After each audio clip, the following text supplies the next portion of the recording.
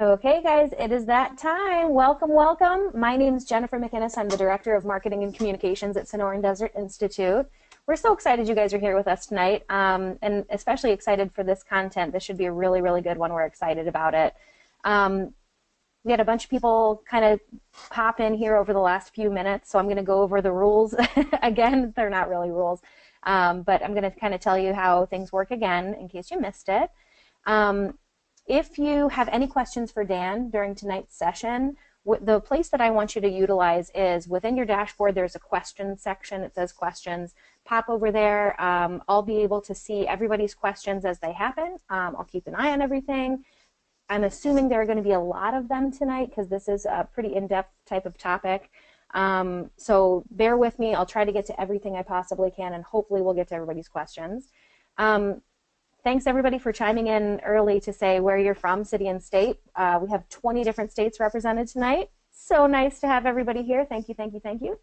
And let's get rolling. I don't want to waste too much time because I know that we're going to have a ton to talk about tonight. So, okay, on the line with me, I have Dan O'Kelly. Dan, I'm going to get you in just 1 second. We're going to do the SDI stuff first. And then I'm going to pop it over to you. We'll talk a little bit about you, and then we'll dive right into the topic. Sound good? Sounds good. Awesome. So for those of you who don't know anything or much about the SDI School of Firearms Technology, we are an online firearms technology college. We offer many different programs and courses. Everything that we do is submitted online. So you'll actually see your bookwork, for example. You can opt for hard copy textbooks, but a lot of this stuff is done in our online classroom setting as well. That's also where you'll interact with your instructors. It's where you will submit your exams and course, any other labs and that type of thing. All of that happens online. You never have to leave your home. We ship everything to your house, all of your tools and resources and materials that you'll get for your hands-on lab stuff. All of that comes to you. So we try to make this as flexible as possible from a not having to travel standpoint. You also have some flexibility in your day-to-day schedule. You will have, by week you'll have to submit X amount of topics and exams and things like that. But within that time, if you're a 2 a.m. studier, awesome. If you're a 9 a.m. studier or 2 p.m. studier, completely up to you. As far as our course offerings go, we do have a full Associate of Science in Firearms Technology degree. The next one down is Advanced Gunsmithing Certificate. We do a Ballistics and Reloading Certificate, and then 3 Advanced Armor courses as well, which you can take as standalone courses, or which you can take as part of your Advanced Gunsmithing Certificate or Associate of Science in Firearms Technology degree. Those 3 platforms are AR-15, and you can actually choose a triple blackout for AR-15 if you want, and then also AR-10 and 1911. Again, you can take those standalone. In fact, you can take any of our courses standalone. So feel free to look into that if you're, if that interests you at all. Otherwise, the highest 2 credentials, like I said, are those top 2, the ones with the asterisks. And those also denote up there, that asterisk denotes, it kind of lets you know that those 2 programs are approved for use of TA and VA benefits. And one more thing, the Associate of Science in Firearms Technology degree, eligible students in that program can use federal student aid. So that's that Title IV funding, Pell Grants and things like that. So if that is something that might help you achieve your education goals, feel free to reach out to us. I put some information down at the bottom there. We'd love to hear from you. We're happy to help you with everything. We all kind of work as a team here. So feel free to reach out, and everyone will do our best to do whatever we can for you. One more thing I would like to note, we do have really cool opportunities called field studies. Those are for students within the Advanced Gunsmithing Certificate or the degree program. They're really neat. They're externships, hands-on training, usually between 2 and 4 weeks of hands-on training at the location of the field study partner. We currently have, I think it's a dozen, although it could be 13, 12, 13 field study opportunities nationwide. If you'd like information on that, go to the homepage of our website, and then up in the right-hand corner, there's a little, I believe it's either red or green, Current Students button. Click that, and there will be a field study button on there. It'll show you where everything is. Yeah, Ron Frampton, thanks for chiming this in, because I do want to make a big deal about this because I'm super excited about it. Our newest field study opportunity, although all of them, truly all of them, are very cool. Our newest one is Taurus Holdings, which is a major player in the industry. And that field study is the first one that's also a paid field study. The rest of them are obviously unpaid. That's how most externships work. They don't, and this goes for all of them. They don't cost anything additional in tuition or anything to take part in those. However, you are responsible as the student for your travel and lodging during the time of your externship, your field study. So it doesn't cost anything to do them. They're pretty selective, so we want you to be a good student. We want to send these partners our good students, so make sure you're keeping up with your studies. There is an application process involved, but the people who do the field studies absolutely love them, and we're super excited to have tourists on that list as well. So any questions, the information at the bottom is where you'll get there, admissions@sdi.edu. Check out the website if you want. And then that's the line that's the admissions line as well, 844-238-0165. That's the best team of people to help you with any kind of introductory questions and things like that. So without further ado, I'm going to take it over to Dan. And Dan, why don't you tell us about your background a little bit? And then after that, we'll get into the actual topic as well, and I'll flip the screen over to you. Sound good? Okay. Thanks, Jennifer. Perfect. Thanks, Dan. Well, at risk of boring everyone to death, I was a police officer. It's not boring. Come on. This is why they're here. I've been that guy who eats, breathes, lives, and sleeps firearms his entire life. I used to work in a gun store. Then I became a cop. I was a cop for 11 years. I was the police department's range instructor, went through a number of armor schools. Then in 1988, I became an ATF agent, because I like guns, and I saw it as an opportunity to not be an anti-gunner. As a matter of fact, I'm a benefactor member of the NRA, and so 23 years I spent as an agent with ATF, and during that time attended more armor schools, interstate nexus schools, just any gun-related thing that ATF had. Tried to soak it up like a sponge, and I retired in 2011, started this company for the purpose of educating the gun public and law enforcement worldwide as to all the stuff they don't know, because ATF's not in the business of teaching, and I see people constantly get in trouble just because of what they don't know. There's a difference between a bad guy and an uninformed guy who was just trying to do something right, and now he's going to jail because nobody ever told him otherwise. So that's what we do. And I'm eager to explain this topic a little bit if I can help. Yep. Great. Very cool. I'm going to go ahead and click my little change presenter button. Dan, you just let me know if you have any problems seeing that on your end. You should get a little notification. There we go. Perfect. And I'll let you know when I see your screen. Okay. I can see your screen, so go ahead and pull up your PowerPoint. Perfect. Yep, I can see that as well. And if you want to just, yep, you got it. Okay, I need to minimize what I have over here to the right, so let's try that. Nope. I'm not seeing any this unauthorized thing, or is that part of the slide? No, it's the screen sharing window covering up part of the screen. I cannot see that, so we from our end we're not seeing that. I'm sure it might bother you a little bit, but we're not seeing it. If I exit, will I lose you?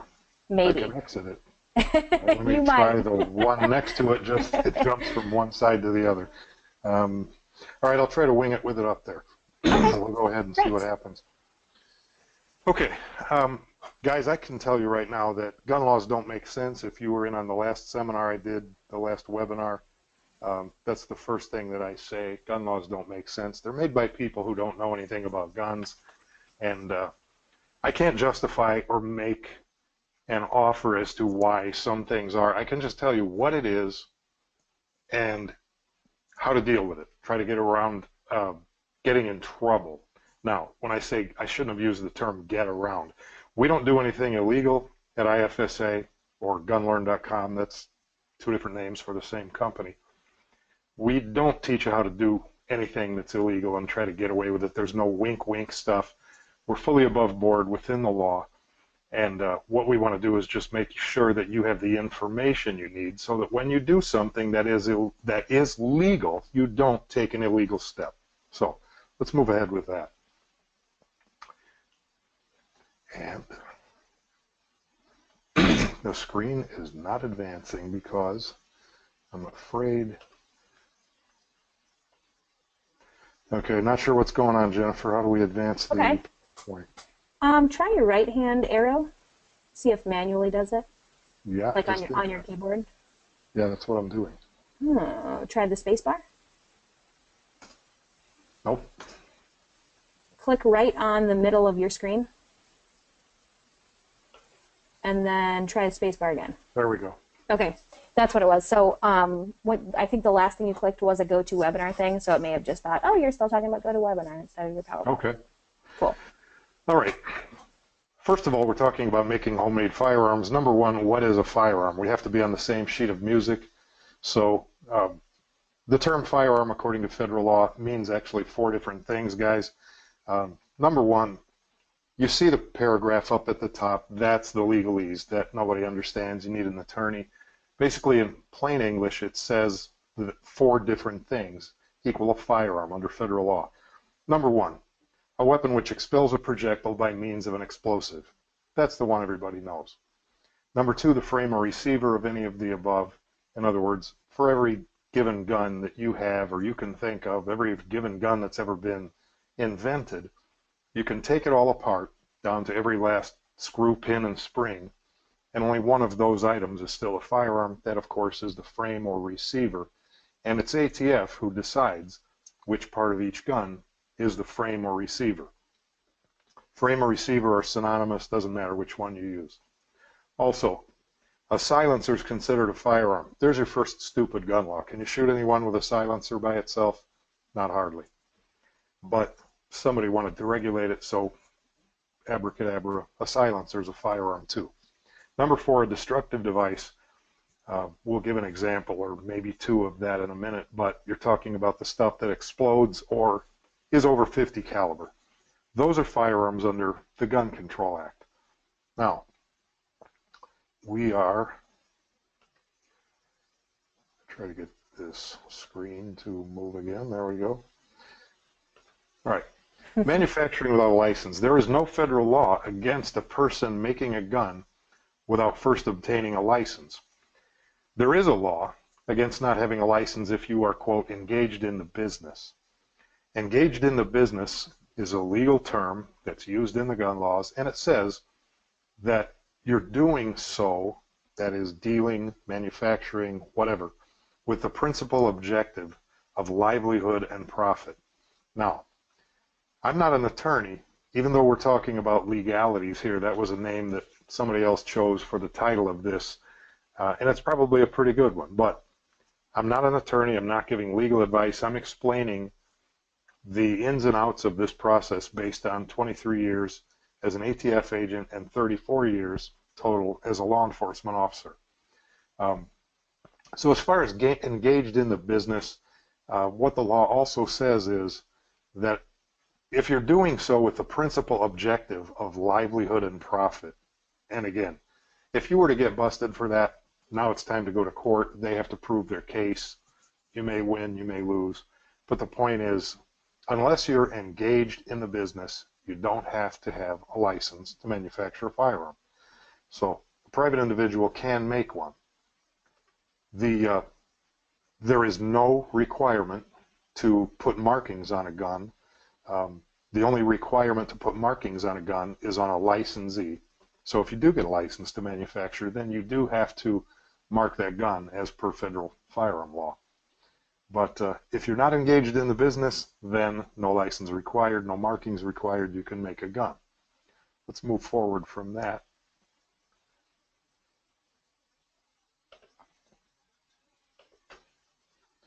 Okay. Gun Control Act only firearms. The only gun you can make is a gun that is Gun Control Act only. I mentioned a minute ago that silencers and destructive devices are Gun Control Act firearms. They're guns under the Gun Control Act of '68. Problem is, silencers and destructive devices are also guns under the National Firearms Act, or the NFA. So that's what we're clarifying here. Just because those guns are under the Gun Control Act doesn't mean you can make them without a license or ATF approval. You cannot. The only guns you can make without ATF approval or a license is a gun which is only a gun under the Gun Control Act. Those are pistols, revolvers, rifles, shotguns, and other firearms. Now, any of you who listened in to my last webinar know what an other firearm is, and if not, sorry, but that's a long explanation. But another firearm, quickest explanation I can give you is it's any Gun Control Act firearm that is not a long gun or a handgun. It's any, in other words, any gun that only falls under the Gun Control Act, which is not a rifle, shotgun, pistol, or revolver. That's an other firearm. At any rate, more on that if you take our online course at GunLearn.com, but let's move on.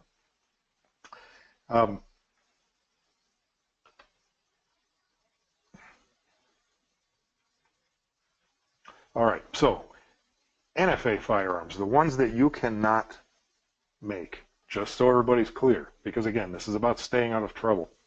You cannot make any one of these 5 categories of gun without a license or ATF prior approval. You cannot make a machine gun. You cannot make a rifle which has less than a 16-inch barrel or less than a 26 overall length, or a shotgun with less than an 18-inch barrel or less than 26 inches overall length. You cannot make a silencer or a destructive device, as we said. And a good example of a destructive device that you might accidentally make is something with a bore over 50 caliber. There is an exception for sporting shotguns, and there are some sporting rifles over 50 caliber that ATF has exempted from being NFA destructive devices. But you need to watch what you're doing there. Don't jump into, hey, I'm going to make a 51 caliber rifle when you make your first gun. That might be an issue. Any other weapon, an example of that would be a smooth bore handgun. Let's say your first gun is going to be a pistol, and you use a piece of pipe for the barrel. Pipes don't have rifling in them. And as a result, you've made a smooth bore handgun. Now you go to jail because it's an NFA firearm. All right. Only a non-prohibited person may possess a firearm or ammunition. So, in order to get started, you have to be somebody who is not prohibited. If you are prohibited, and we'll explain what that is right here, you're done. Don't even start. If you're a not prohibited person, you're someone who can answer no to all of these questions on an ATF form 4473. This is, of course, the form you buy when you buy a gun from the form you fill out when you buy a gun from a dealership. So these 8 categories of prohibited person are anybody who is under indictment or information for a felony, okay, in any court. Anybody who's ever been convicted in any court of a felony or any other crime where they could have been imprisoned for more than a year. Anybody who's a fugitive from justice. Anyone who is an unlawful user or addicted to marijuana or any depressant, stimulant, narcotic drug, or other controlled substance. And you have to keep in mind that if you're in one of those states that has legalized marijuana, even though it's legal in your state, marijuana is still federally illegal. So if you are a user of marijuana, you are still illegal on the federal level, and that makes you a prohibited person. I didn't write it, just telling you about it. Now, you also, under F, if you've ever been adjudicated mentally defective by a judge or have been committed to a mental institution, that would make you a prohibited person. G, have you ever been discharged from the armed forces under dishonorable conditions? Only dishonorable counts. General discharge, any other kind of discharge doesn't count, only dishonorable. Under H, are you subject to a court order or restraining order from harassing, stalking, or threatening a child or intimate partner? You would know if you are. If not, I, have you ever been convicted in any court of a misdemeanor crime of domestic violence? Even though that's a misdemeanor, it's the one misdemeanor conviction which makes a person a prohibited person from possessing a firearm or ammunition. Have you ever renounced your U.S. citizenship? Are you an illegal alien? Or being an alien in the United States, do you not have an exemption to the non-immigrant visa? So if you're an alien here legally, in order to possess a firearm, you have to have an exemption which equals something like a hunting license or a letter from the Attorney General. Good luck on that.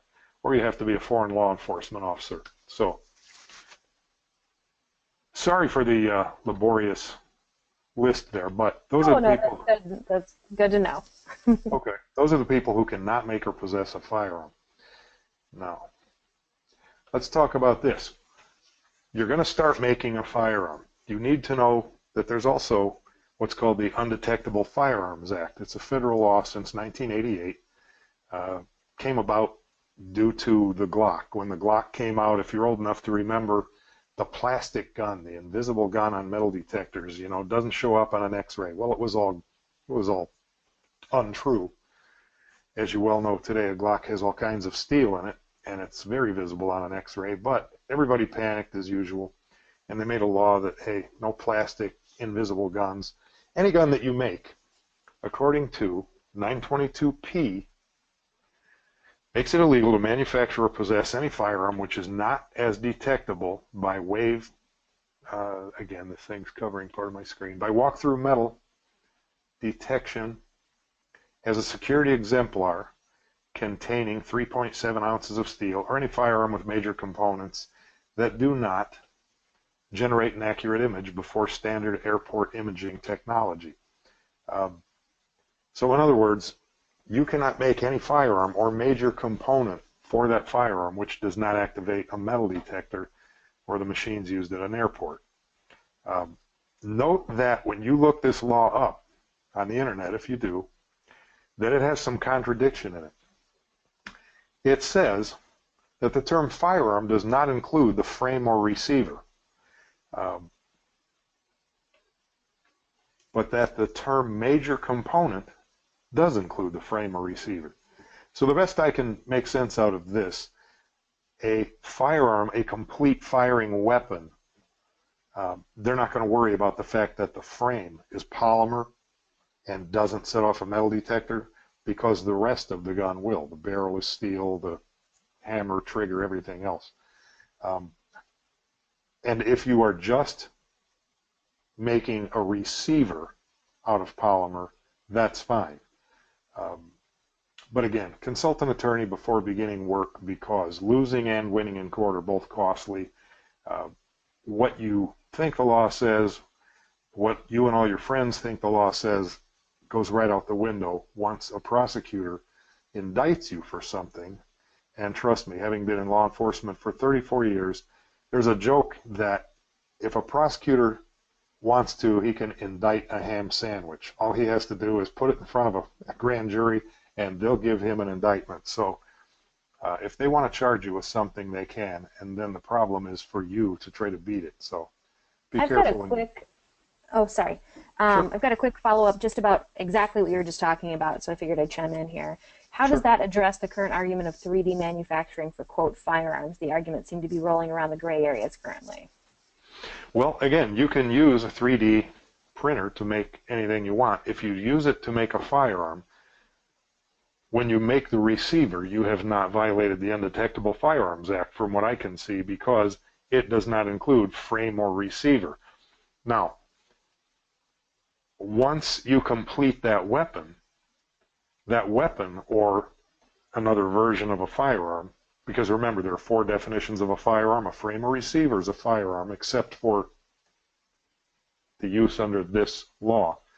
But under Title 18, the Gun Control Act, another definition of a firearm is any weapon which expels a projectile by means of an explosive. That item has to be detectable by this airport security machinery. So if you were to make something like the Defense Distributed Liberator, that all-plastic pistol that the only piece of metal in it is a nail for the firing pin, that's where they would have you under 922P, because it violates the Undetectable Firearms Act. But as long as only the receiver is all plastic and the other major components are viewable on an X-ray, that's the impression I get, you would be fine. Now, getting to the next. All right. Making a firearm within all above restrictions is not against federal law. Again, we're talking about federal law here, but is it against the state law, county law, or city law where you live? So what I want everybody to know is, when we say something is not illegal federally, that doesn't mean that Uncle Sam just gave you a permission slip to do it no matter where you live. Because any jurisdiction under federal has the authority to make a more restrictive law. They can tighten up the noose a little bit if they want.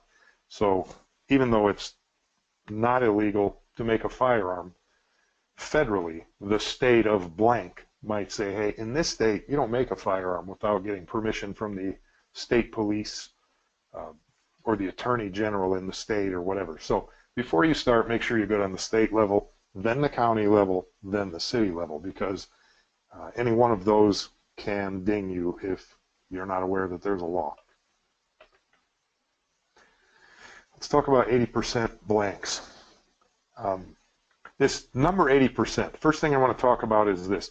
ATF has never assigned a percentage to these machining processes that are required to make a chunk of metal into a firearm receiver. The only time ATF ever says the words 80% is when they're quoting somebody else or acknowledging that the gun public calls unfinished receivers 80% blanks or 80% lowers. Keep in mind that when, not everything is an AR-15. There are a lot of gun models out there, and if what it is you're making is the frame or receiver to a revolver or a pump shotgun, there are a lot of different machining processes in making one of those versus making the one for an AR-15. So, for ATF to be able to assign a percentage to the drilling of this hole in this receiver and the making the number 6 cut in that receiver, it would be insane. So what ATF does is, for any given firearm frame, they draw the line. You can do all these things, but if you do A, B, C, or whatever, that's where you've crossed the line. So let's talk about what it is for an AR-15, just to clarify what I'm babbling on about here. AR-15 is always a good place to start. It's everybody's favorite gun, most popular gun in the country. ATF has ruled that an AR-15 type of unfinished lower may have had all the machining processes done to it that you can do and still not be considered the receiver of a firearm, as long as none of the 4 following processes have been started or even indexed. I'll tell you what I mean by started or indexed in a minute. What are the 4 things you cannot do to an AR lower and it's still not a gun? The hole for the hammer pin, the hole for the trigger pin, the hole for the selector, and the cavity in the top for the firing control components. As long as none of those 4 have even begun to be machined, that item is still not a firearm. It's still a bale of hay. It's still a non-firearm. Now, indexing. Indexing means marking it. Marking, dimpling, engraving, or otherwise indicating where those processes are done. I'm sure some of the listeners are familiar with a case called Aries Armor out of San Diego from a few years ago. This is a gentleman, former combat Marine, so are all of his employees. He was selling a lot of 80% lowers, as he called them. And he doesn't sell guns. All he sold were parts and accessories, web gear, and these 80% lowers. ATF came in and said, look, we want you to get a license to be a gun dealer. He said, why? They said, well, we consider these 80% lowers that you're selling to be firearms. He said, well, no, they're not, and I'm not getting a license, so have a good day. They came back, hit him with a search warrant. They took 6,000 of these away from him, didn't arrest anybody. If you want to look that up, Dimitri Karas is his name. Pretty well-spoken guy, did a lot of interviews on the news, and it was a pretty nationally known case. This is a picture of what he was selling. This is actually one of his items. This was sent to us a few months later when his attorney contacted us and said, hey, can you make a determination whether an item is a firearm or not? We said, certainly, send us the case and Give us a retainer that you're hiring us and we'll get busy. So they sent this to us, and if you notice in the picture where the hammer pin, trigger pin, and selector go are little nipples with a dimple in the end of it. ATF considers that indexing. It's showing you where the hole goes, even though the hole has not begun to be drilled yet. ATF also said if you look at the top of this thing, where the black chunk is in the center, where the firing control cavity goes, ATF said, well, that firing control cavity has been indexed because all you have to do is mill out the black plastic, and there's your guide where to mill it out. Well, I checked with the manufacturer of these things, and he explained that no, the only reason that black thing is there, it's called a biscuit, because there's a lot of shrinkage when you make plastic parts, and we make the biscuit, let it cure for a couple of days, and then we put the biscuit in a mold, we fill the mold with the same plastic that the biscuit's made of, although it is a different color. And he said not only that, when you mill out this biscuit, you have not made the cavity big enough for the parts to fit into the gun. You have to mill out some of the green plastic too, or whatever other color this thing is made of. So the biscuit alone is not big enough to serve as indexing, because again, if that's all you mill out, you don't have a big enough cavity to install the hammer, trigger, selector, disconnector, and everything else. So as a result, I wrote a 27-page declaration for the case that they filed with U.S. District Court, and we'll talk about that again in a minute, but the gentleman got all his 6,000 of these back, and ATF went away, except for 11 of them that disappeared in the meantime, but we're not sure what happened to those. But anyway, yeah, so now here's something I want to point out before we change screens. Another inconsistency, and again, you know, do we need gun laws? Yeah. Do we need regulation? Yeah. You know, do we have bad guys out there? Of course. So what I'm saying is things need to be fair. When you write something, you stay within it, you do exactly what it says. So when ATF steps outside of that, that's where I have a problem. Here's the inconsistency. If you look at that last paragraph,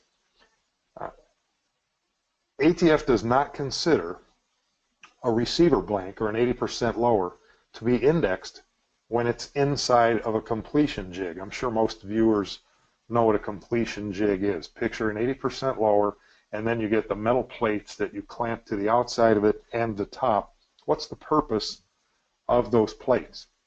Well, the only purpose of them is to show you where to drill the remaining holes and mill out the fire control cavity. Now, if that's not indexing, what is it?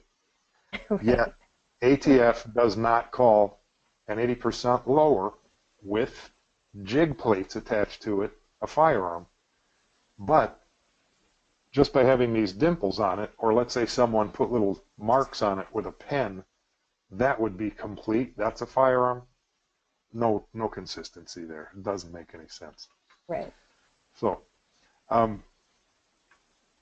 if anybody's interested, I don't know if they would be able to copy that down off their screen, but if you wanted to read the declaration that I wrote for that case, it's right there. I'm only offering it, you know, to show that whatever we tell you, we can prove.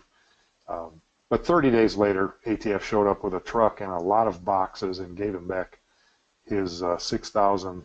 That's amazing. Minus 11 of these and went away. Nobody ever got charged. So, and since then, we've pointed out to a federal judge in another case that the same issue. But actually, I'm getting ahead of myself. Let me tell you what's on the next couple things here. We're going to really shock you in a minute. Something else that's going on. All right. So let's summarize that.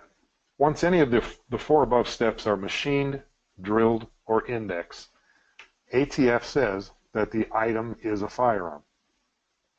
The above only applies to an AR-15 type firearm. Keep in mind that for every model of firearm, you know, there's a different set of, having to move this this thing that won't leave my screen back and forth. So different set of both the allowed processes and the forbidden processes. So again, we're only talking about AR-15s. If you're building an FAL receiver or what have you, a Glock receiver, you need to find out what those do's and don'ts are as far as where it crosses the line. I haven't had the occasion to gather all that info up because, tell you the truth, we can't keep up here. We get so much business from the field wanting to know how that we can help them fight ATF's inconsistencies. So anyway, if you want to know, contact ATF's Firearm Technology Branch. It's they don't give out any information verbally, so don't bother trying to call. You have to write them a letter. They're slow in responding, but they will respond. They even respond to me after what I've made them give back. So that's a good sign. You can get a response. Yeah. So let's go to the next one here. All right, definition of a receiver. Here's where we're going to shock the troops a little bit. Let me tell you what this is. Any word, any phrase or term that ATF uses, since they're an administrative agency, they regulate things, they have to define it. So they say that the frame or receiver of a firearm is a firearm. Okay, what's the definition of a frame or receiver? You can find that definition, and they wrote it. It's in Chapter 27 CFR, which is Code of Federal Regulations, number 47811. It defines a firearm frame or receiver as that part of a firearm, quote, which houses the hammer, bolt or breech block, firing mechanism, and which is usually threaded at its forward portion to receive the barrel. Now, that has 4 requirements, and one of them, which is not an all-the-time thing. Look at these down below. Housing for the hammer. Okay, that's one thing it has to qualify for the definition. It has to have housing for the bolt or breech block, and the reason it's bolt or breech block is because any given firearm has one or the other. Some guns have a bolt, some have a breech block. They both serve the same purpose, to support a cartridge in the chamber during firing, of course. It has to have housing for the firing mechanism, in other words, your trigger, hammer, disconnector, sear. And the fourth thing, it says which is usually threaded at the forward portion to receive the barrel. Well, since it says usually, let's discount that one. You'll see what I mean in the next slide. Forget that that one's even there because it's not always required. So we have 3 things that are required. Well, look at this screen. How many of the requirements does this item satisfy? This is an AR-15 lower. Does it house the hammer? Yes. Does it house the bolt or breech block? Well, I think you know the answer is no, because the bolt is housed in the upper receiver, which is not a firearm according to ATF. Does it house the firing mechanism? Yes. And of course it is not threaded at its forward portion to receive the barrel, even if, you know, we'll give that one some play. So it only does 2 out of 3. So how can that qualify? Because under law, every prong of a definition has to be satisfied. Every law enforcement officer knows that, just like there are certain elements that have to be proven when you go to court and prosecute someone. And if you miss any one of those elements, if you don't successfully prove every one of those elements, even failing on just one, then you haven't proven your case, and no cigar.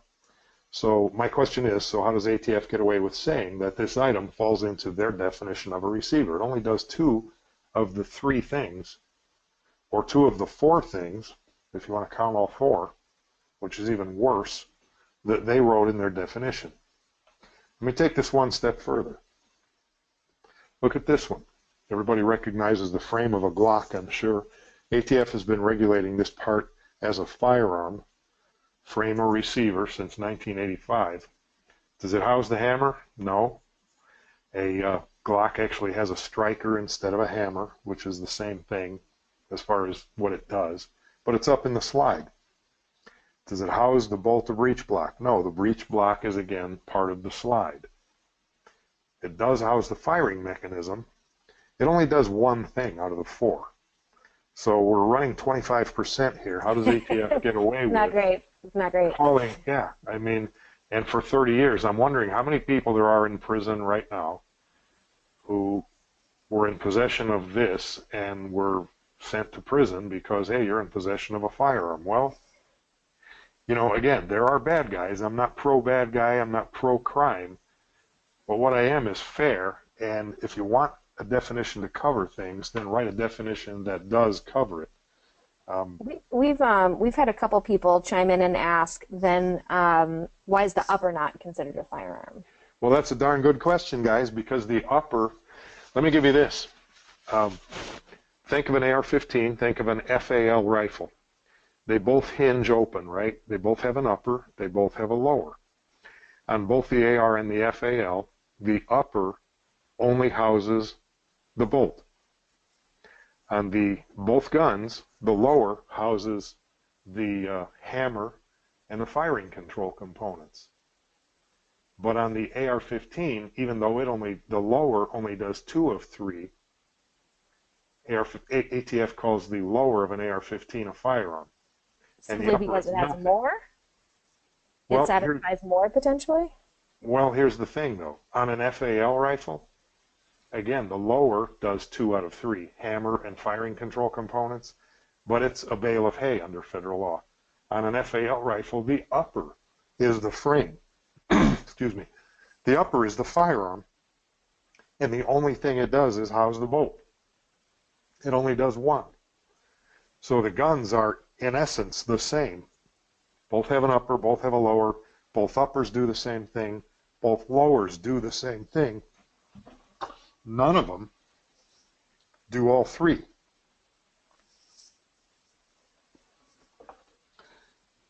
But that's just another, excuse me, another inconsistency with ATF.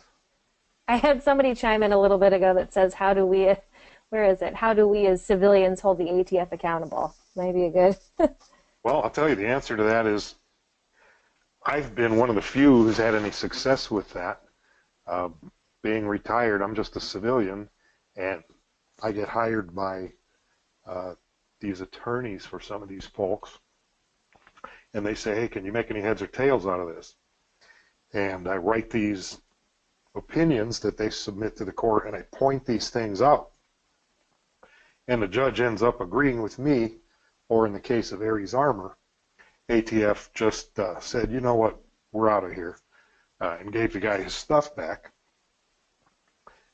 So it's not impossible to beat ATF. As a matter of fact, I just got back from Washington, D.C. last night. I just testified in court there yesterday for a gentleman who's dealing with something like this. Excuse me one second. I need to take a drink. Sure. It's not, yeah. I think it's going around. Yeah, well, that's part of the crud you catch when you fly. Yep. Travel always does it. Anyway, let's move this ahead one more step. Yeah, and before you go, I think at risk of sounding like a shameless plugger for what you guys do, you know, a lot of people, it sounds like, have had multiple questions on this kind of thing. Can you go over GunLearn in case anybody might be interested? Sure, be glad to. GunLearn.com is our website. In 1998, I co-wrote the lesson plans for the ATF National Academy. I was on staff there as an agent for 5.5 years. And in 98, ATF said, you know what? Up until now, ATF people have only been given 1 8-hour day of training on firearm tech and ID when they go through basic academy. That sounds like a real lot, right? 8 hours. So starting now, we're going to give them a comprehensive class and make, you know, competent people out of them when they're out in the field. So I wrote a 6.5-day course, and when I presented it to them, they sort of chuckled and said, what, are you kidding? We're not giving these people 6 days of just firearms. We'll give you 3.5 days.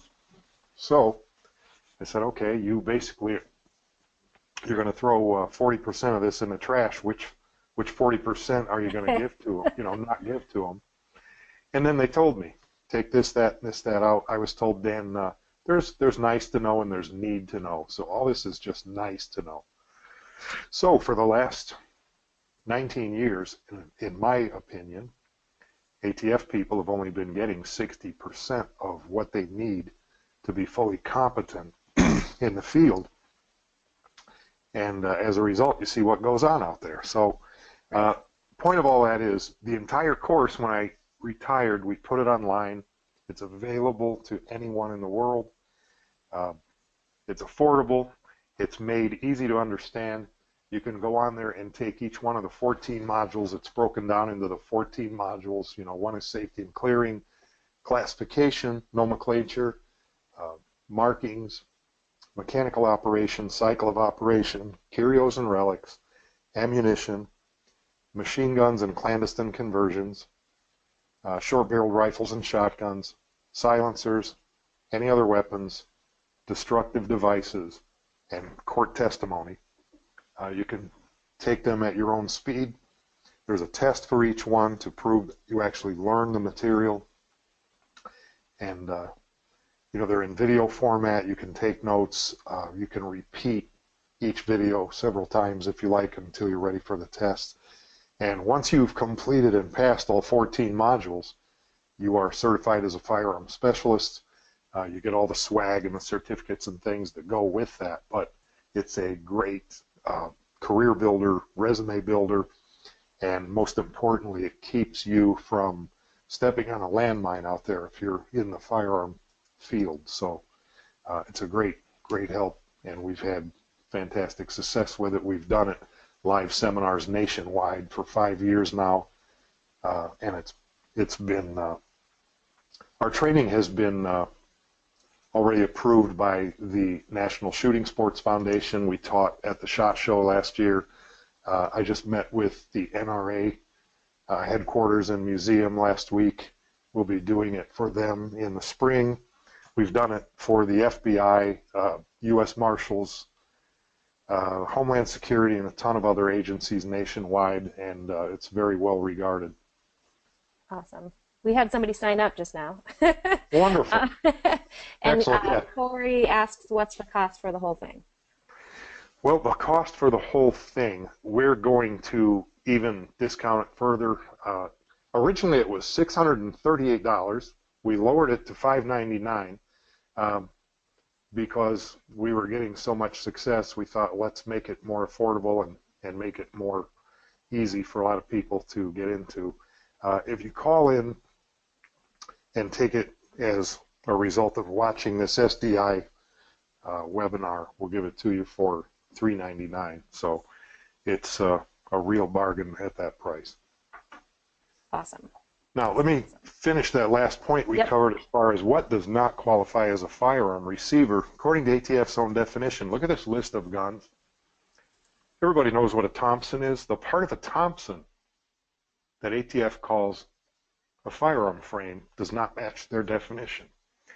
Neither does the part of an Uzi that ATF calls a firearm frame.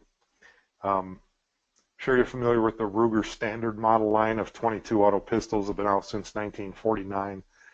Those don't qualify. The H&K, HK91, MP5, HK94 series of guns, they don't have what qualifies as a receiver according to ATF's definition, nor does the FAL. Neither do most semi-automatic pistols.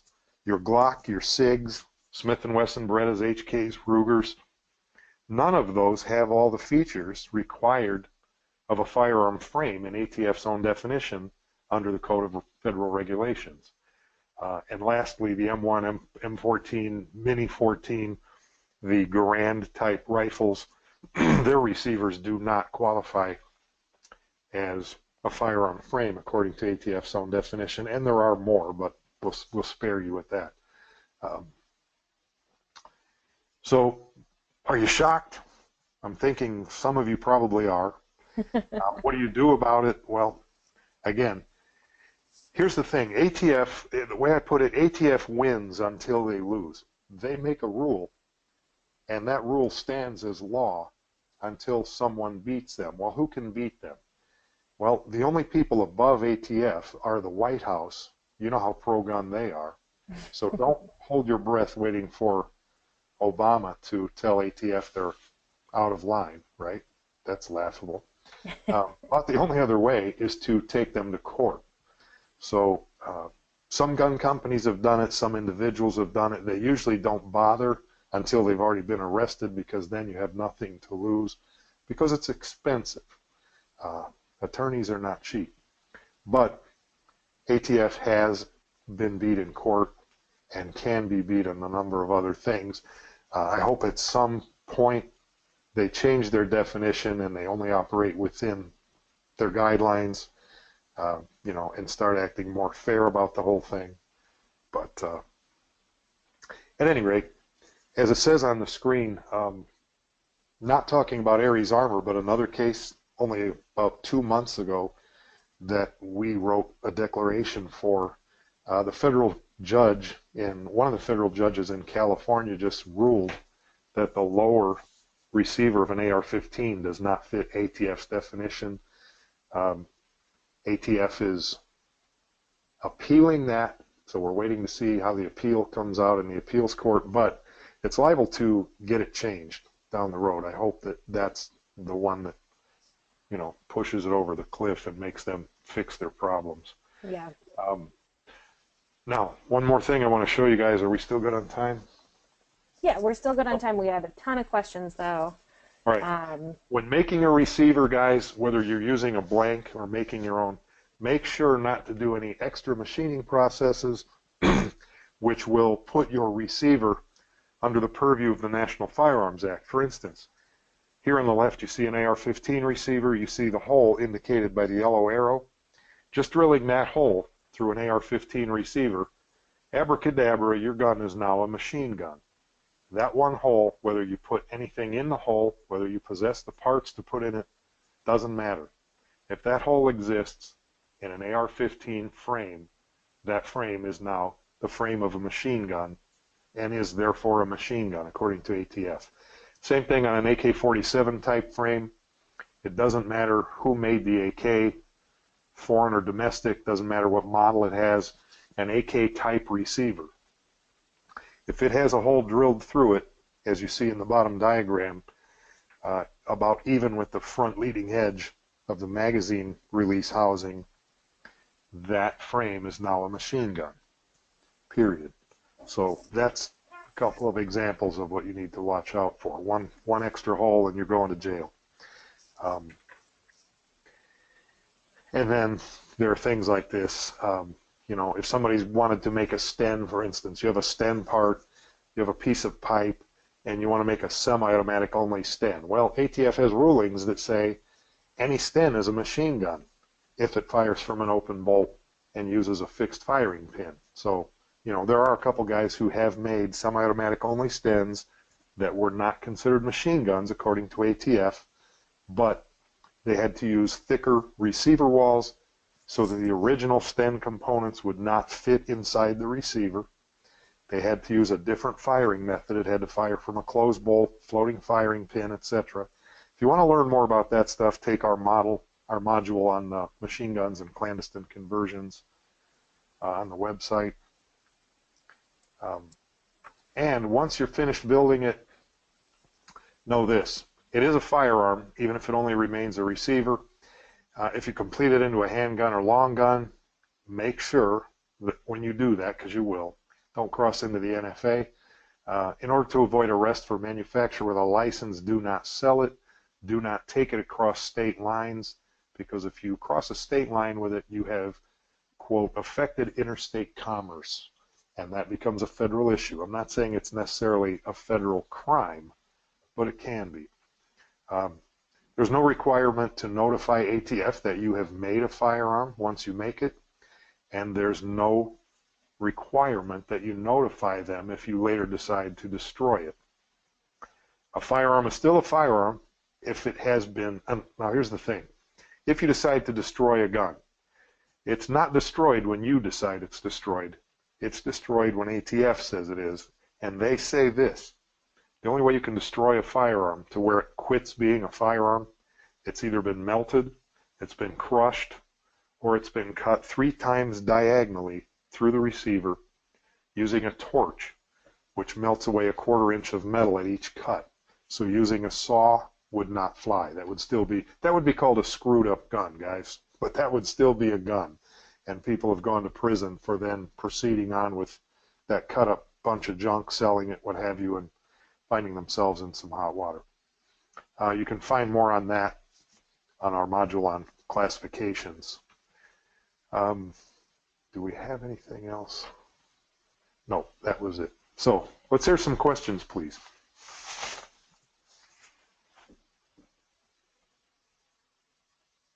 Jennifer? I was on mute. Sorry. Okay. I was on mute. I was afraid my computer died nope. out. That's my fault. Sorry.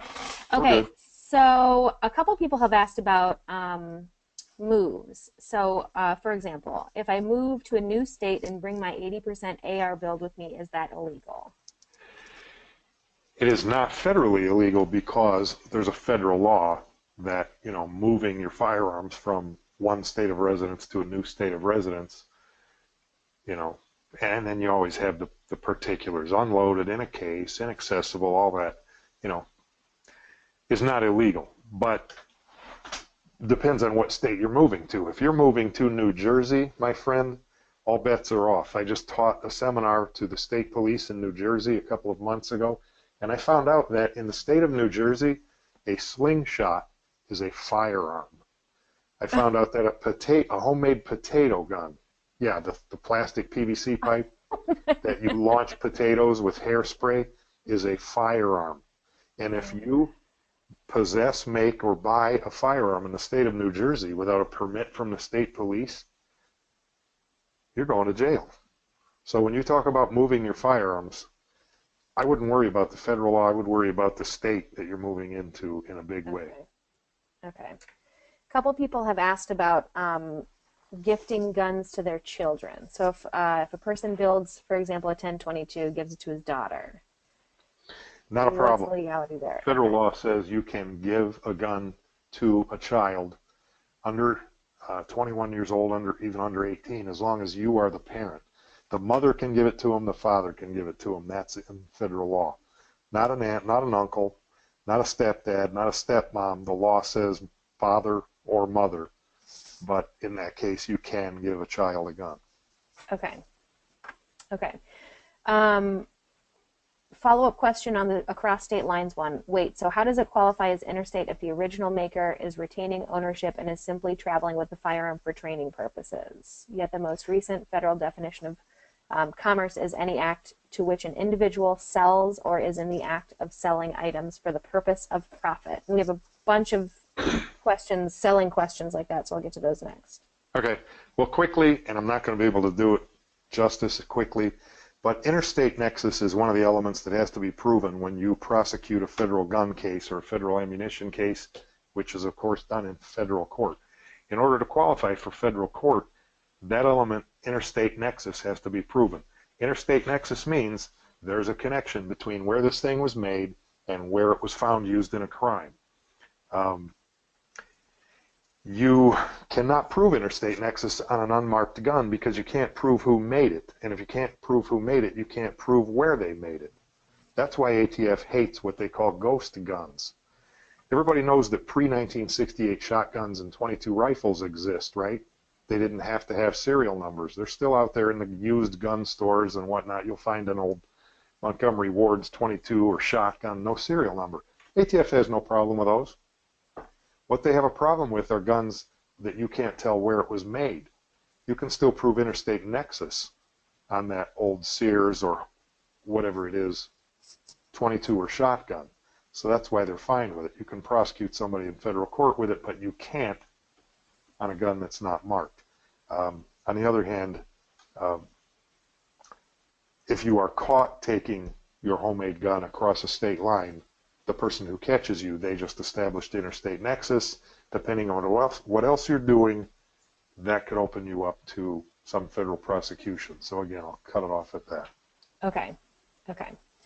Let me mine through a couple of these earlier ones.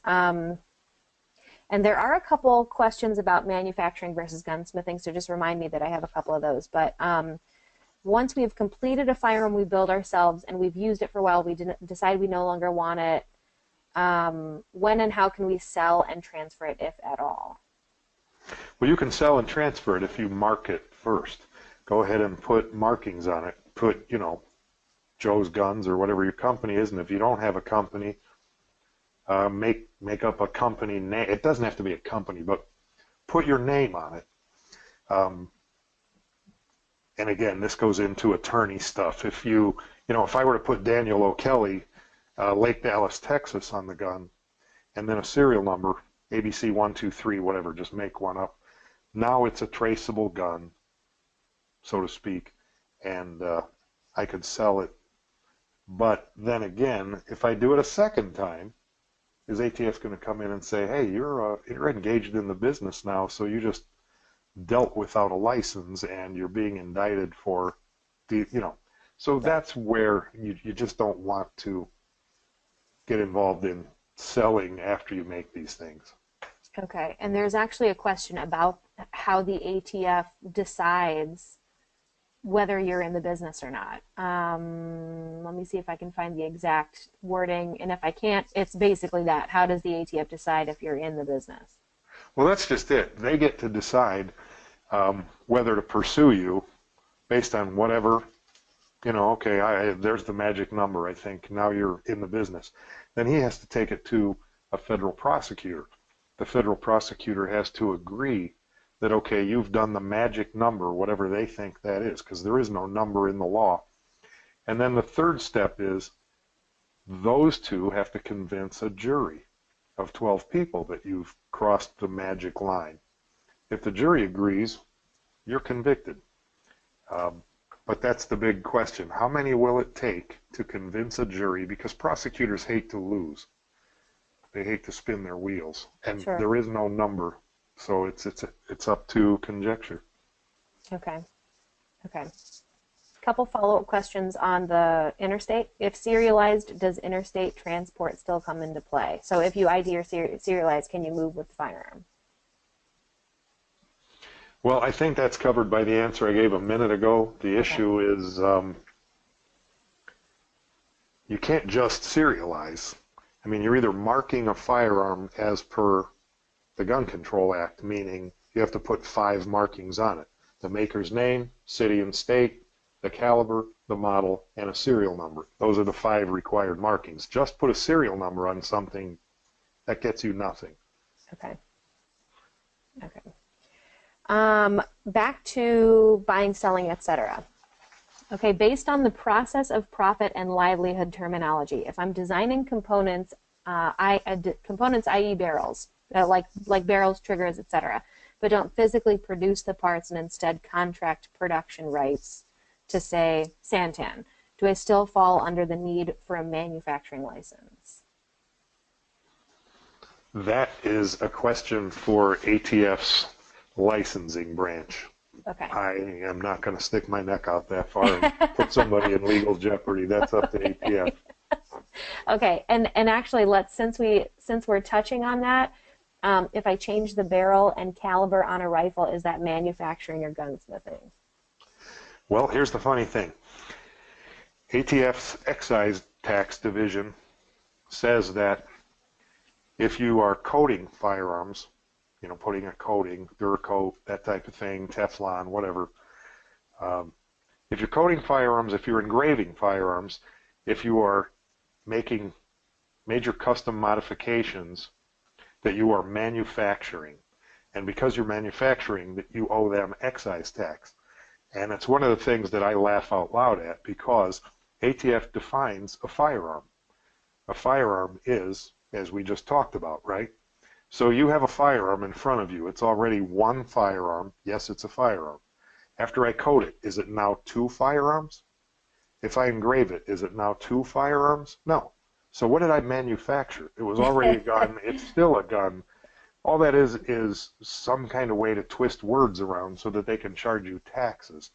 And I would be happy to fight that. I hope somebody brings me a case like that to get involved in, because it's garbage. Right. Okay. But they say, and they can come after you, that doing that is manufacturing. Okay. So they're right until they win until they lose, as I said a minute ago. Okay. Couple questions here about customers bringing people things. So David is a licensed gunsmith. Are there any special rules that he has to follow when a customer brings him parts to assemble?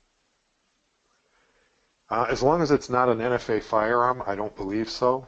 If somebody brings you a parts kit for a sten and a piece of pipe and a template and asks you to put it together, you would be in some hot water because you just made a machine gun without prior ATF registration, which can't be done with a machine gun anyway. But if they're asking you to complete something that is not illegal in concept, no, that would not be a problem. That would just be standard gunsmithing, a day in the life, I would think. Okay. Okay. Another question about kind of gifting stuff, but this is particularly in the frame of what's the procedure for transferring a homemade firearm after the death of the creator, specifically through a probate or a living trust, something like that. There's another question like that as well, but it's essentially the same thing. Well, if the gun is NFA, like a registered machine gun or something like that, federal law says that the firearm goes to the heir, and there's no tax that has to be paid. The procedure to make it happen is the heir has to fill out a Form 4, send it into ATF along with a copy of the death certificate and something, the will, obviously the will showing that, hey, I am the heir. It's not somebody else, it's me. And then ATF will transfer it over to them, and at that point they can take custody of it, not having to pay the $200. If it's a GCA gun, just a regular pistol, rifle, shotgun, revolver, what have you, that's a civil matter, and that has to be hashed out by the probate court. That's nothing I could comment on. Okay. Okay. A couple people have asked this question as well. If you're engaged in the business, can you still make personal firearms as an individual, and to add to that without marking it?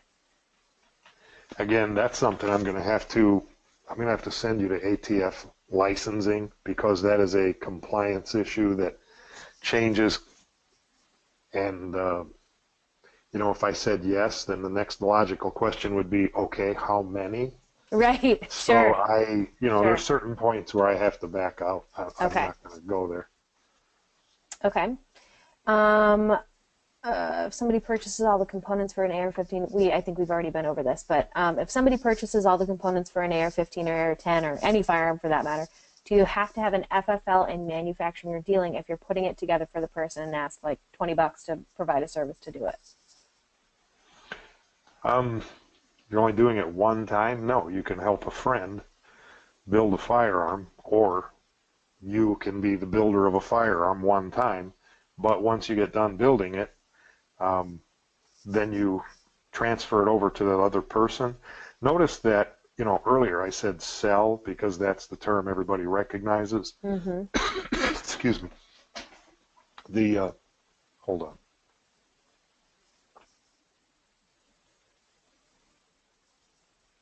Federal law does not, can you hear me? Yep. Okay. Federal law does not really use the word sell.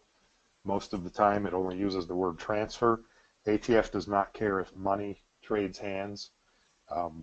You're transferring possession. So if I hand a gun to somebody, I've transferred that gun to them. Doesn't matter if I intended for them to keep it for their whole life or for 1 minute. I just made a transfer. And for instance, if that person I handed it to is a prohibited person, I just committed a felony, and so did they. So it's never going to come into play, well, hey, he didn't hand me any money. ATF doesn't care about that. You just transferred a gun, under XYZ conditions. Sure. So so apply that to somebody who makes the gun for you. Okay. Okay. So this is a little iteration on something we did earlier. If I'm an FFL holder and a customer brings me a home-built firearm for repair, can I take it in for repair and return it to them? And if so, how do I record it in a bound book? Yes, you could. I mean, as long as it's not illegal in concept, again, it's not NFA in any way. Right. You take the gun in, you enter it into your bound book as the same as you would, for instance, let's say it was a Sears and Roebuck Model 200 with no serial number. You're going to put no serial number in that block of your bound book, but by the same token, manufacturer unknown or no manufacturer visible, no model. You would just leave those boxes blank because there are firearms out there that have no manufacturer on them and no model. For that matter, there are factory-made guns with no model marked on them, so, you know, nothing wrong there. And then when they pick it back up, they pick it up without a 4473, just like anyone else who would any other repaired gun. Okay. Okay, couple NFA questions. For NFA, once they're made and approved by the ATF, do I have to mark these NFA firearms with my trust or with an individual name? Well, you're going to have to mark them. If you want them to be registered under the trust, you're going to have to mark them with the name of the trust. If you're going to register them to your name, you know, for instance, my NFA firearms, if I want a silencer registered to Daniel O'Kelly, actually, I had to stop and pause and think there because that's one of those bifurcated questions that goes in two directions. If you're going to put the gun in the name of the trust, put your trust on the gun, obviously. I would need a little more info on that, or I'm going to go out on a limb.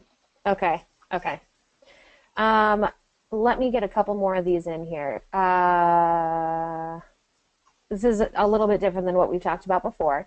Is it true that AR-15 lower receivers are made with the sear area of, quote, powdered aluminum so that it can't be drilled without ruining the whole receiver? Depends on who made it.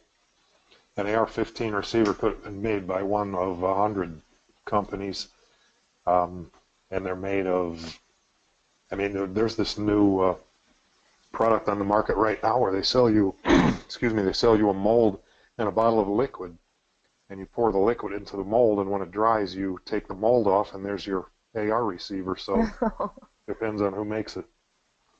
Okay. Oh, now here's one that we've kind of gone over a little bit. How many firearms can you make for personal use before you come under ATF interest, do you think? Before you come under ATF interest. Let me put it this way. ATF interest in Texas or Florida is not that big. ATF interest in New Jersey, Connecticut, New York, California, places like that, they get pretty interested when they find out about guns. Again, that depends on where you live, and for that matter, them getting interested doesn't really matter. You can make 62 million guns for personal use if you want, and you have not violated the law, as long as you stay within everything we've talked about. Okay. There is no number limit. Okay. Sorry, I'm flying through these. I'm just trying to get as many of them as I can here. Of course, one little last thing on that last one. You know, if you're making 50 guns for personal use, are you really? Right. If you're not, then scare me when you get busted. So, you know, don't be stupid. That's all I do. Right. Sure. Okay. In order to acquire an FFL, do I have to have a business name? Excuse me. Do I have to have a business, even if it's name alone? In order to get an FFL, ATF's rules on getting an FFL change, and you don't have to have a name other than your own. Your name can just be, you know, if I got an FFL, the name on my FFL could just be Daniel O'Kelly. If you want something creative, that's up to you, but your name is good enough. Okay. And we do have a partner. If you guys are confused about that FFL process, FFL 123 is the people that we kind of work with on that. If you want more information from them, my contact there is Tony, Tony, at ffl123.com. They have kits available and things like that. So, okay. Oh, what? Were you going to say something, Dan? I was just going to add one quick thing before I forget or before we lose anybody. If you guys want to keep up on this kind of thing, and you do Facebook, go to Facebook and look up GunLearn.com. We have a Facebook page under that name, GunLearn.com, and I post regularly. So you'll see a lot of good stuff. There's already a lot of good stuff on there. Just that. Perfect. If you have a 14-inch barrel and a 2-inch compensator, does that make it legal? If it is welded or silver soldered on, ATF considers any muzzle attachment part of legal barrel length if it is welded on and or silver soldered. As long as you use one of those two processes, it's good. So 10 other processes that don't include one of those two is no good. You have a short-barreled rifle. Okay. Good. Can my wife use my homemade AR-10 to protect herself? Sure. Why not? I hope she does. Okay. You already got that one. Assemble parts and charge. Yeah, to give that last person, I'm sorry, to give that person a more serious answer. Yeah, I mean, the gun is not illegal in concept, and as long as you didn't make it in violation of some state, county, or city code, keep in mind, guys, one of the reasons that this GunLearn.com exists, a lot of people think that police officers are all gun experts. You know, I love cops. I was a cop for 11 years and still am one as far as I'm concerned. Police academies don't teach police officers much at all, if anything, about guns. Police officers don't know guns. So let's say your wife defended herself with that rifle. Cop shows up. Don't be surprised if he goes, "Oh my God, no serial number, no manufacturer's name. This is illegal. You're busted."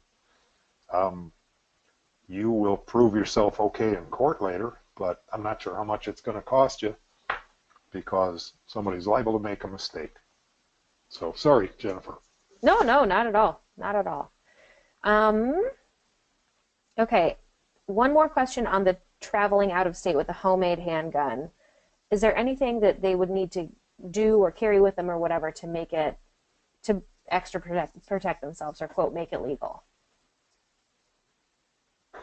I would just have it unloaded in a case and inaccessible to anybody in the passenger compartment. I mean, a cop, number one, if the gun is in your trunk during a traffic stop, the only way a cop gets into your trunk, you know, I've been pulled over a few times in my life too, but I've never had a cop have an occasion to go into my trunk. Trust me, if he's going into your trunk, you have more issues than just speeding or something like that. Right. So if the gun is in your trunk and it's locked, unloaded in a case, trust me, if a cop pulls you over and finds your gun through all that, you messed up in a couple of other ways that we'll have to talk about over coffee sometime. So you'll be fine if you do it that way.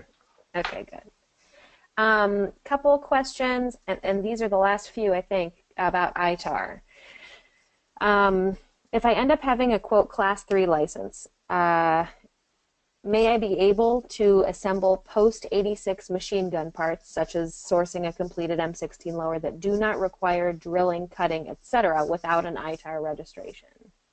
You're going to have to read that one a second time, because there were a lot of moving parts there. Okay. If I end up having a, quote, Class 3 license, may I be able to assemble post-86 machine gun parts, such as sourcing a completed M16 lower, that do not require drilling, cutting, etc., without going through the ITAR registration? Well, ITAR only applies if you're sending it to another country. So you didn't say anything about wanting to export. Okay. Starting with, if you get a Class 3 registration, number one, refer to that in the future as an SOT. Everybody says Class 3 or whatever, Title 2. Those are archaic terms. You're either an NFA dealer or you can say you're an SOT, a special occupational taxpayer. That's a machine gun dealer or manufacturer. Okay. Once you become a machine gun manufacturer, then yes, you can manufacture machine guns, but only machine guns that can be sold to government agencies. So now you're a licensed SOT, you're making machine guns for the purpose of selling them to government agencies within the U.S., that is. And if you intend to start exporting those, then you're going to have to get approval from the State Department, because they regulate what country that can go to. They're going to make sure that you're not shipping it to some country that it's going to end up using it against us if we end up at war with them down the road. There's a lot going on there. I'm not sure where that viewer's headed, but you need to take it a step at a time. Yes, you can manufacture machine guns once you become an SOT. ITAR, that's another ball of wax. You'll need to reach out to an attorney, get some training on ITAR before you start delving into that. And there's been some confusion chiming in as well. A lot of people are referencing what happened a couple months ago with ITAR. They just changed the law or definition of the terms of ITAR. It can apply to an 01 FFL now under the new guidance from DDTS a few months ago. Blah, blah, blah, blah.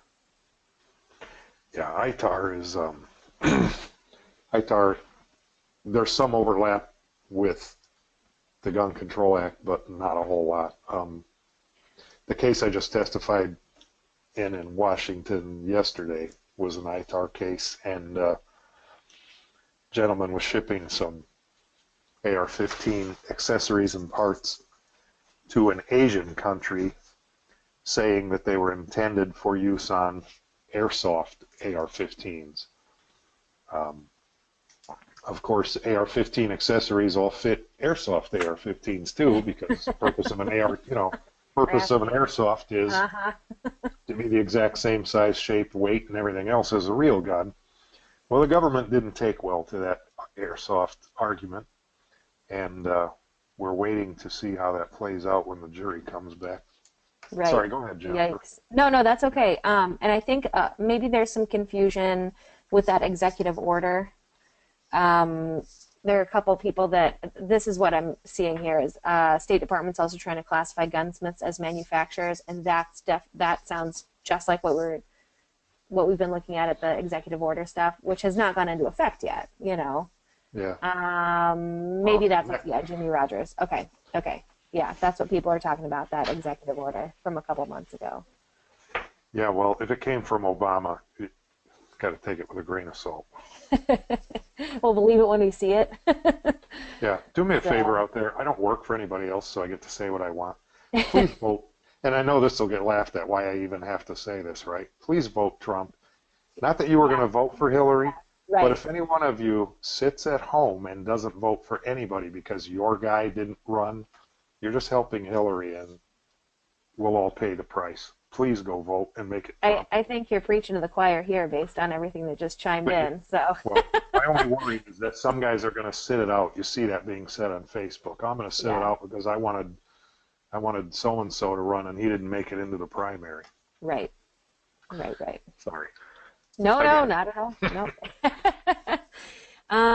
Okay, couple more, and then we'll. I know we've gone way over our time, so thanks everybody for sticking in. We still have 132 people on the line right now, which is amazing. So, okay, what are some considerations a business should have in sending pistol receivers for ATF determination? Determination as to what, whether it's a firearm yet or not, because it was an 80%er, or I'm not sure what they're having determined. Joseph, if you can, there we go. Whether it's a receiver, he says. Oh, okay. What considerations? What was the first part of the question? Yep. What are some considerations a business should have in sending pistol receivers for ATF determination? I don't think you should have any. Especially if it doesn't meet the 4 requirements, he says. I don't think you should have any considerations. You send it into ATF and you say, hey, is this a firearm yet or not? And what ATF does is examine it, and they will send you back a letter. It always has the definitions in it, like, hey, just so we're on the same sheet of music, here's the definition of a firearm, here's the definition of a pistol. what you sent us has all these features, and they'll delineate every feature on the item you sent to them. They'll have photographs of it printed right on the letter they're sending back to you, and then they'll summarize it at the end saying, we find that because this has the following steps done to it already, this is a firearm under Title 18 of the Gun Control Act. Or they'll say, because none of the following steps have been done to it yet, this is not a firearm according to the Gun Control Act. And then they send you back the item, unless they found it to be illegal in some way, along with the letter. So you really don't have to be concerned about anything. They never arrest you. If you send something to ATF and they find it to be a machine gun, for instance, they don't come arrest you. They don't come knock at your door, because they'd have never known you had it anyway had you not sent it to them. They'll keep it and tell you you're not getting it back. And don't make Right. another one just like it. But they don't come arrest you. They just say, hey, if you make another one, leave out these 2 steps or this step and you'll be fine. So you're fine sending things to them. Okay, cool. I've done it myself. Oh, good. Okay. Can you rebuild cut machine guns post-1986 and have them tax stamped? For sale to government agencies only, yes. Okay. Okay. Follow-up question from that last one. Concern is regarding it being... Actually, there would not be a tax stamp. If you're doing it to government agencies? Don't pay a tax stamp, so Oh. you could have them registered for sale to government agencies, but they would be on a Form 10, if I'm not mistaken, or a Form 5, whichever it is. No tax involved. Okay. Form 5. Okay. Follow-up from that classified, the one that we just talked about with the ATF classification. The concern is regarding it being, quote, correctly classified, unlike Glock frames or other examples that you gave earlier.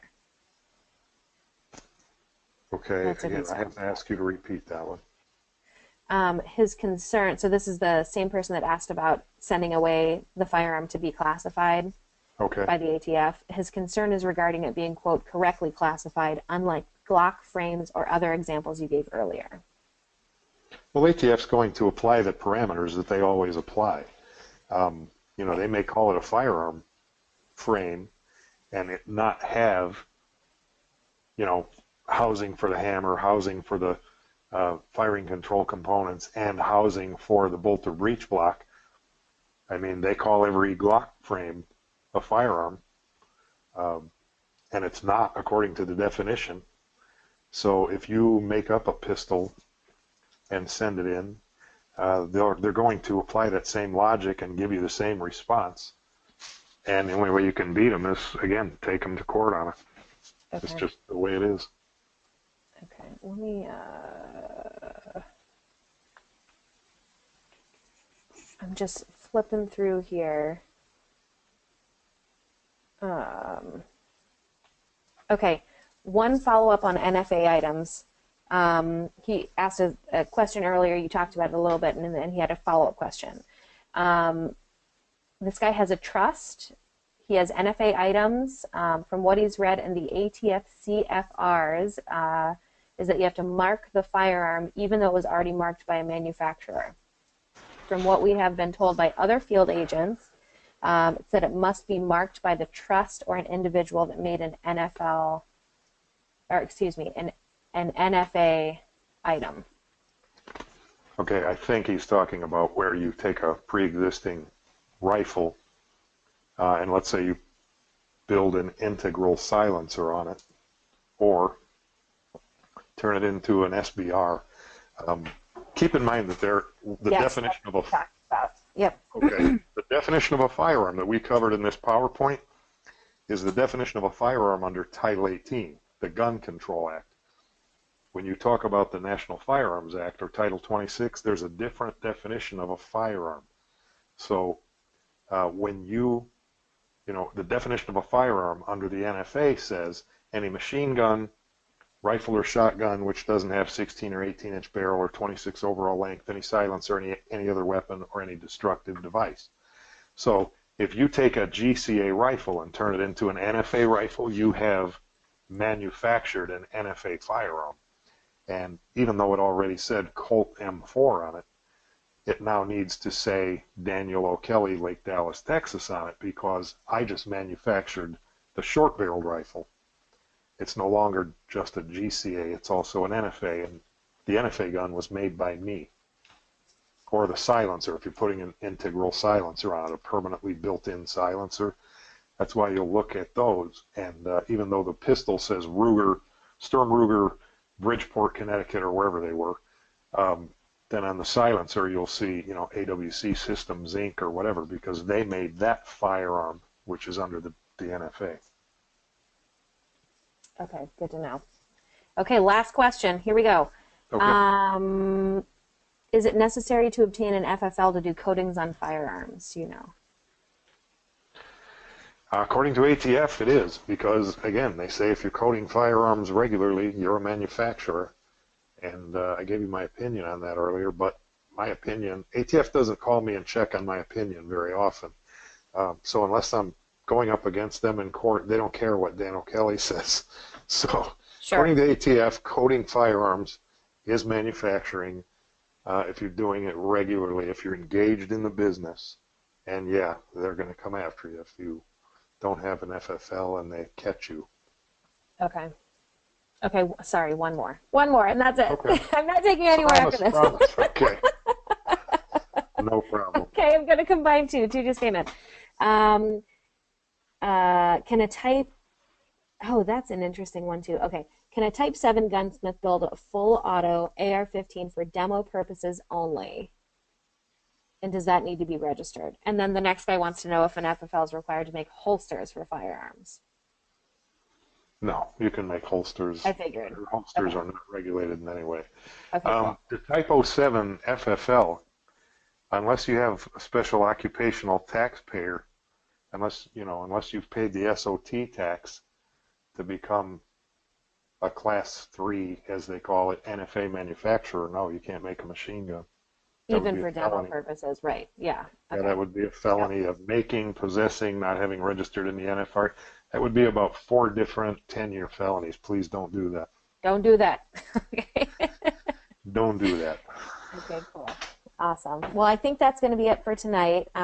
This has been a really cool one, and I think everybody's really liked it. So thank you, everybody, for sticking around till the bitter end. We have a ton of people still on the line. I really appreciate it. I hope you guys got something great out of it. Again, if you want information on what Dan does, go to gunlearn.com. If you want information on what SDI does, go to sdi.edu. If you have any questions that we may or may not have gone over, feel free to shoot me an email as well. I'm Jennifer McInnes, Director of Marketing and Communications. My email address is Jennifer, Jennifer, @sdi.edu. I know a lot of people are going to ask, so yes, we have recorded this. We will post it on the YouTube channel and Facebook page and all that good stuff, just like we do every time. Keep an eye out for that. And again, if you have any questions, let us know. And thank you for joining us. Dan, thank you so much. This was great. We really appreciate it. Hey, Jennifer, let everybody know that we do our live seminars nationwide. We're doing one in Fort Myers, Florida. First week of October, we're doing one in Escondido, California the week after that. Those are found on our website. And if you want us to come bring one where you are, email me, info@gunlearn.com. Especially if you're a law enforcement agency, we can come do our live seminar, not charge you a thing, and give you free seats for your people. We'll talk about that. But it's been a pleasure. Thank you very much to Sonoran Desert Institute and to Jennifer. I've enjoyed it. It's been a lot of fun. Thanks again, Dan, and thanks everybody for being here. Have a great night, everyone.